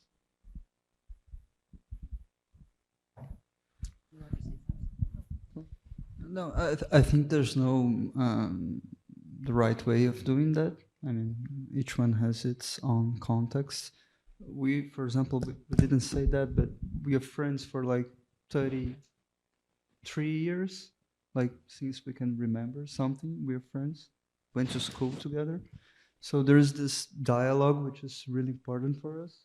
We're always like arguing and testing our ideas one with the other, and as well trying to absorb the opinion of the people who works with us.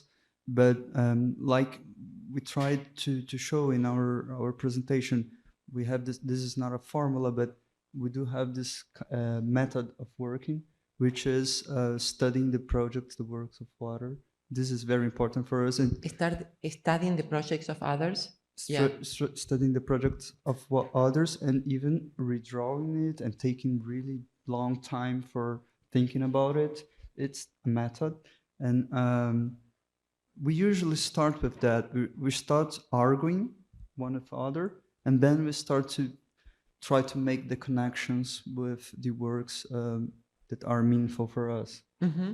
Mm-hmm. But once again, I don't think it's the right way to do. It's just how we do. So. Mm-hmm. Mm-hmm. I actually personally think that, at least for me, it's very important to look not only at architectural production, but at the architecture which is not labeled as design architecture. And in our practice, we look a lot at this field. So I wouldn't say that we, when we design or when we discuss, we try to refer to our colleagues, or almost the opposite, even though there's, of course, lots of things are repeating. But of course, you always try to look what your colleagues are doing to not do the same. And in order to find these new ways of production, you look at the people who don't claim themselves as architects, but who build, who like to the, let's say, the contemporary vernacular architecture of the cities. Maybe there is more inspiration than in our most brilliant colleagues, or at least it's inspiration that allows us to get out of the loop of self-referential inner architectural discourse. Just to add one thing, because I think it's related with what you're saying right now. When we refer to the work of others, it's not just projects, but I mean, if we take the retroactive manifestos that we have in our library, for example, like coming from Robert Venturi, Ivan Koolhaas here in New York, and Atelier Beauvau most recently with Made in Tokyo. Those are books that are really important for us because they, like you said, they look for things that are not necessarily designed by architects. So. Right. Would you like to discuss that?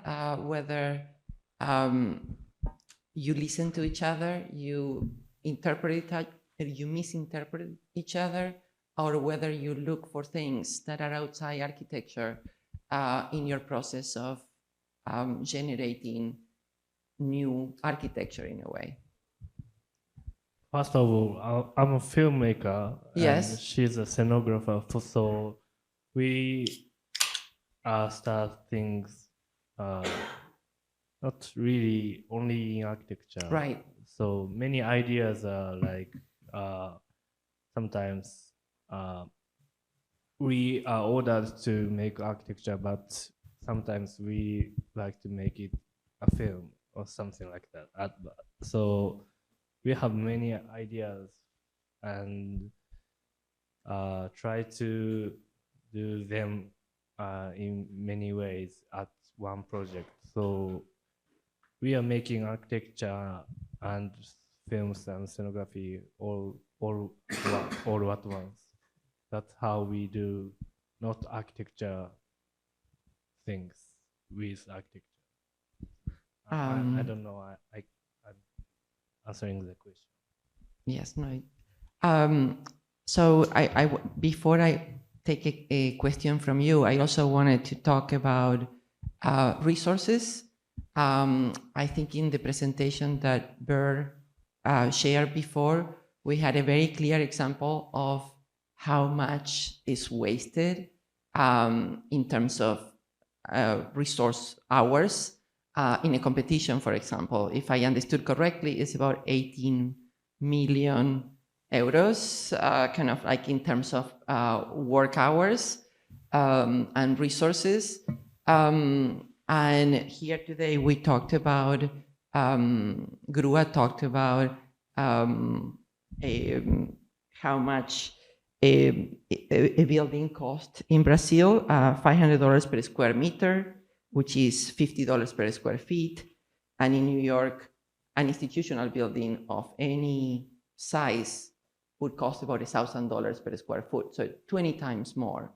And so when you have a global practice, like, I wouldn't say, when you have these practices that you have nowadays, resources are very different in different places. Is there, when you think about resources, is there another way of thinking about resources other than money, other than, so what are the ways in which you consider resources nowadays? Maybe Let's start. Go. okay. Now I just wanted to say that this question about the resources, and especially the frustrating process of doing competitions, which our colleagues very ironically have explained, but also very truthfully, I think it's it constantly appears in at least my discussions with my colleagues and friends. And I always think about it because on one side it's a very frustrating process, but at the same time doing competitions is the only way of democratically, let's say, and fairly announcing the best one. So it's a very contradicting thing. On one thing, it would be probably worse if the commissions for big public buildings would be just given to someone, and we would not know how this process is done. But at the same time, the backside of this is this ridiculous kind of wasted time of us architects. So it's kind of, in my opinion, I don't have a good question, and I would love to discuss about it. And sometimes, I mean, maybe one strategy which we kind of intuitively found is a strategy of collaboration with someone, because it splits your, let's say, resources, if you speak about money and hours. But what it also does, it's not only splits, but it also enriches you, because you getting out of, going back to the previous question, going back to referencing each other, when you are in the same room with a person with a very different background, different nationality, different values, and you start designing together. You learn from him, and you save up money. So maybe this is the kind of the little escape we have found from this loop of constant, just like race against each other. I mean, this is a difficult subject for us because we live in South America. I mean, I read. I'm from Rosario, Argentina. Yeah, you know what we're talking about, and it's not. We should not valorize the precarity of that. Mm-hmm. I mean, we are not well paid. The process are most of time chaotic, so we have to expend a lot of energy to make it happen, an energy that we could be investing in other stuffs, like organizing our office, thinking about studying or taking care of our children, I don't know, whatever we can do. But we spend a lot of energy to make it happen. And once again, we should not look that as something exotic and good, but something that we should overcome, I think. And I've been doing like workshops in Europe and in foreign countries and talking with friends that work in Europe, in United States and other places. And it's radically different, the way you deal with clients, the way you deal with contracts, the way you deal with people that are working to construct your buildings. So I think this there's this aspect, and there is another aspect, which is an ethic commitment we have in a society which has a huge gap between poor and rich people, like Brazilian society, for example. And this commitment is to use the less resources possible, the less amount of resources possible to achieve, to do something that we believe. It doesn't mean to build cheap. It Right. means to use it in the best way possible. And just to be clear, this budget we presented at the Biofabric work, this is low for Brazil as well. That would be like 3 times lower than the average budget from constructing, which is not like New York, but it was a great effort to make it happen. And we would like to work more comfortably, of course. So just to be clear that we should not valorize the precarity, because this is something we should overcome. Right. I agree with you completely. And the idea is, I'm thinking about Johnny remark before of, you can do a terrible building in timber and you can do a wonderful building in concrete. One building will last, you're doing a tower to last 200 years. And so many times when you factor in the expense of building, the lasting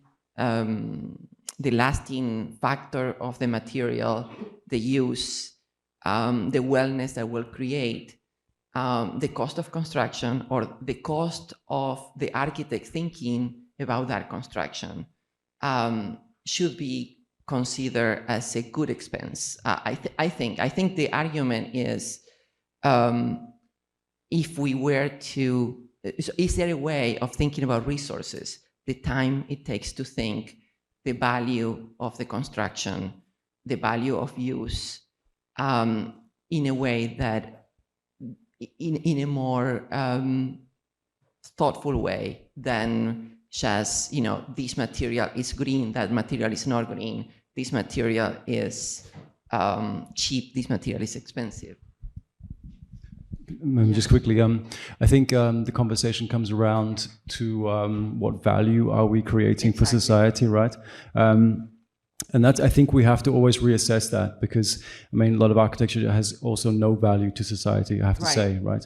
And I think if we really are precise with this conversation about saying, hey, if my design intelligence is really valuable for society, society will value it and then remunerate me successfully, right? And I think that we perhaps are educated poorly, in a sense, where we say, we just assume we're going to rock up as an architect and just create value and get paid well and just live a kind of like a service provider life and do that comfortably. It's also other sectors go through these problems, and there are other sectors outside of architecture which also struggle. It's not just architects who are saying we don't get paid enough.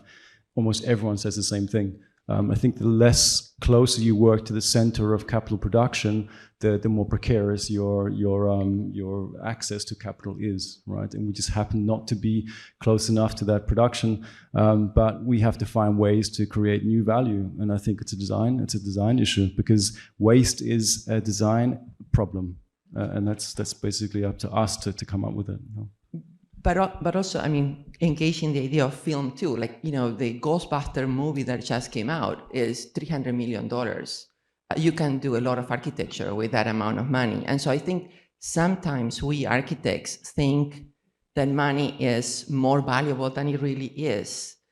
Because if somebody can spend $300 million, if we can collectively spend and pay for a $300 million movie, we can probably spend and build a $300 million something else. And so I think that one of the things in the context of school that I think we need to discuss is not romanticizing that something is inexpensive, but kind of how do we access the value of the things that we create, and how we create something that, you are doing all this. You are all engaged in the communities where you are to create something that is a process and a product that is valuable to them. And I think that's, with that, I would like to open. Are there any questions that you want to bring to this amazing panel? Stuti.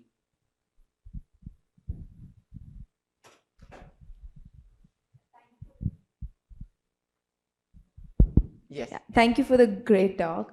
I think more than the amount we think about like resources and optimizing their use, I think what my question is, how much acceptance do you see for these kind of projects and this kind of work from your clients or people who reach out to you? Because we constantly try to push it, but there's also time frames, money considerations that clients consider, like budgets. And yeah, I just want to understand that, the acceptance of the rest of the world as opposed to that of the design world.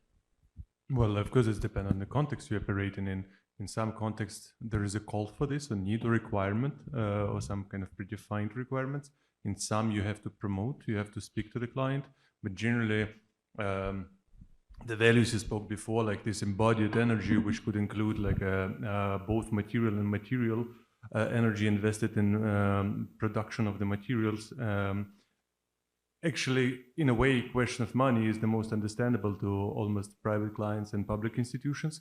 As soon as you could explain like what is architecture, and in these terms we actually try not to do sometimes architecture. It's a idea that you have to provide particular functionality with the available resources.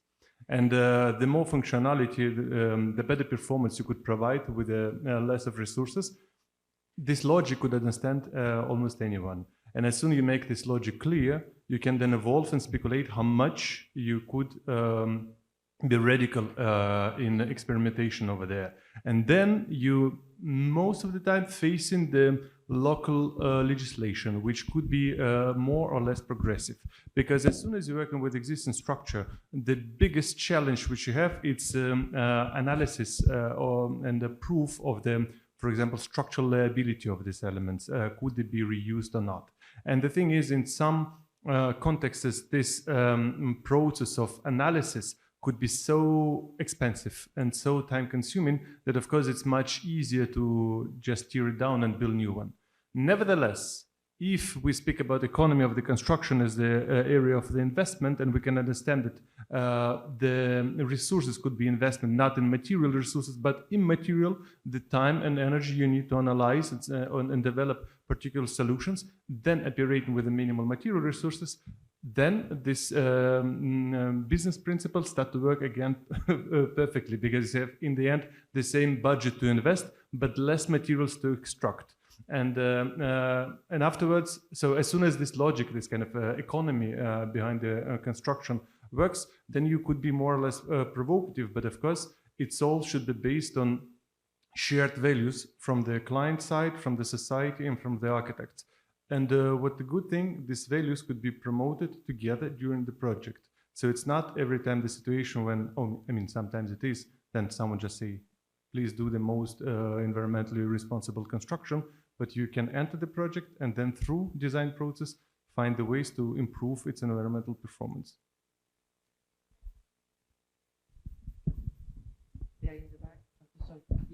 Hi. This is a question directed to Scott and Nemanja. I walked in towards the end of this panel, but I was able to see a little glimpse of the project in Nepal. I'm from Nepal, and that project is located in a village where my father grew up. But in that village, usually when you're designing a monastery, you usually have to consult with an expert engineer that specializes in that sort of design. But when you were designing the monks' dormitory, were there any complications like that you had to go through, and how did you navigate that with like the language barrier with monks? Thanks, it's a good question, and nice we should talk. The project was actually coordinated by the Tama Sherpa Heritage Fund. And they have contractors which they work with locally. We also worked in collaboration with the ETH, with the University of Timbuktu. So there was an academic connection with the university in Nepal and ETH. And then the local contractors who have 30, 40 years of knowledge of building in those conditions. But what we didn't show was that the small adjustments we made, because in that area, it's now a national, a World Heritage Site, right? Which means you're not allowed to chop down a tree. And this basically cuts out the building culture of that area. So if you can't chop a tree down to use that as a supporting element in the house you're developing, you have to find different ways to kind of make sure that people don't die when there's an earthquake and when those stones start to fall. So that was basically the premise of the research. How do you still build safely, but with small elements of timber, using whatever resources are available within the carrying distance, basically, because carrying things up the mountain is part of the economy. Really a very deep and long-term project with the Tama Sherpa Heritage Fund. And something we didn't really give justice to it today. I apologize. But if you want more information about that project, we're very happy to share that.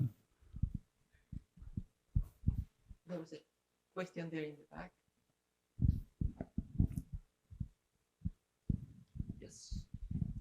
Hi, thank you everybody for the beautiful presentations and incredible projects. I have a question for Grua.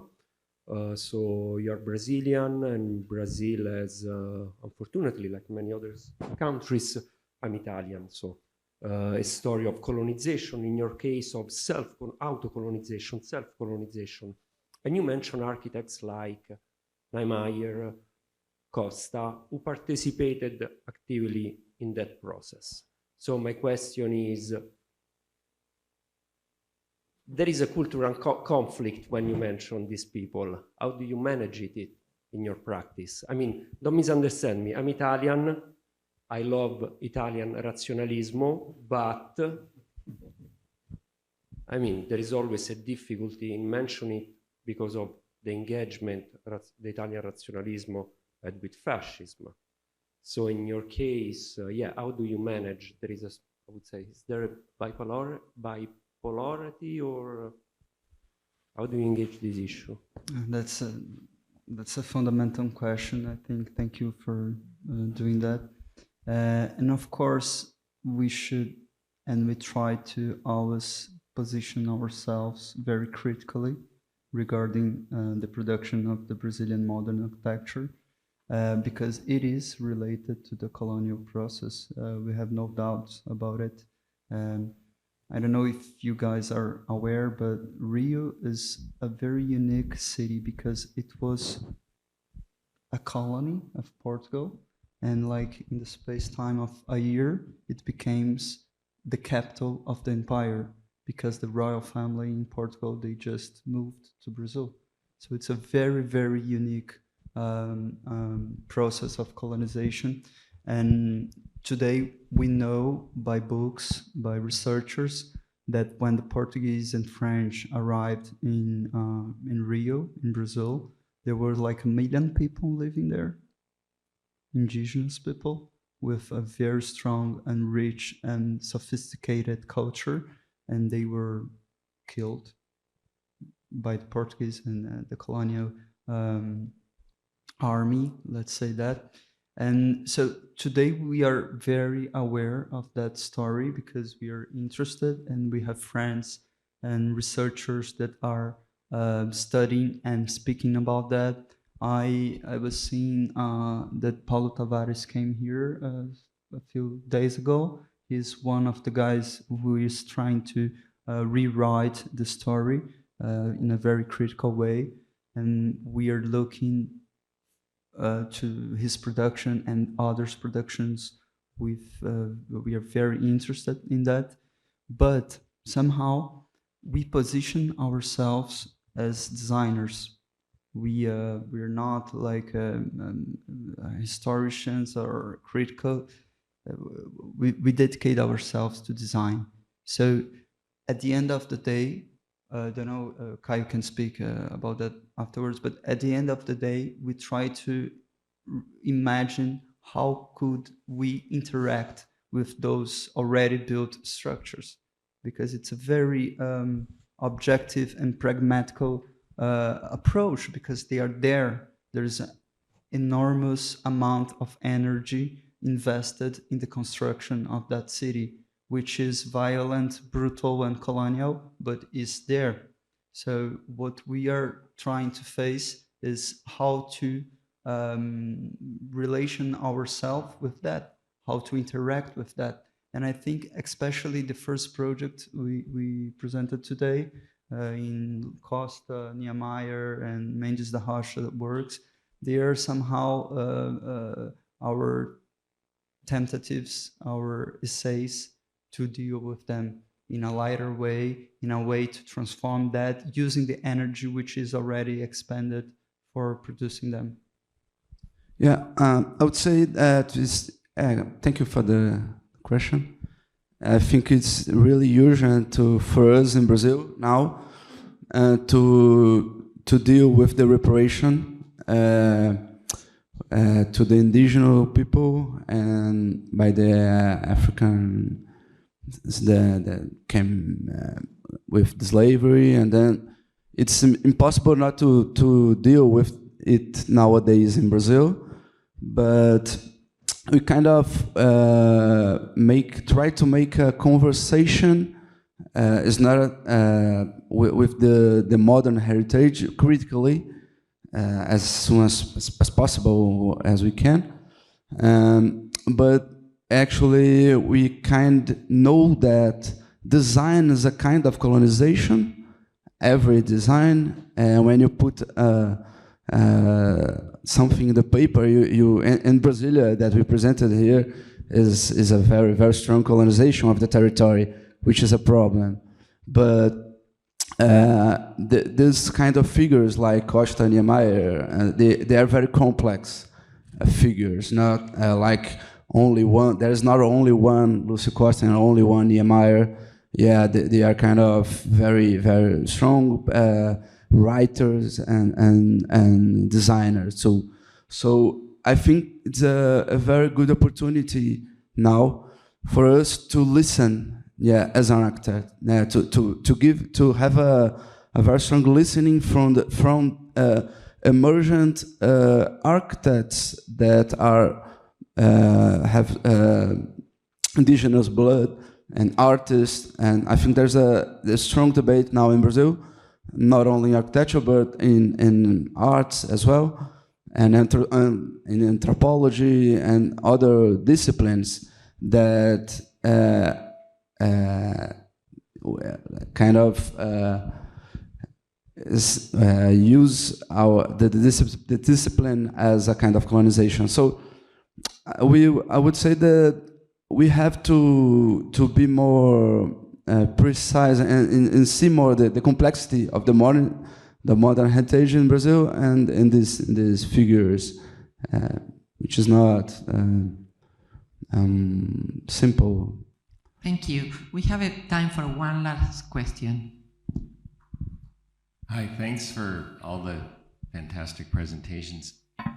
In listening to all of them, there seem to be some themes that came together, and the work is deliberate in that you have a starting point and you hope to have a finishing point, but then the rest of it feels a little more organic, and it's obviously confined by sustainability, environmental issues, and that, because of the way it's flexible, it makes it really become very idiosyncratic for the project. And I'm interested in how that touches, the actual making of the forms and the aesthetics, and also whether you need to recalibrate the process as you're going through it, because things like peer review, some of them where it's very flat and everyone has their say, it all sounds great, but I'm curious whether you have to redirect as a result of all these things that are happening very dynamically.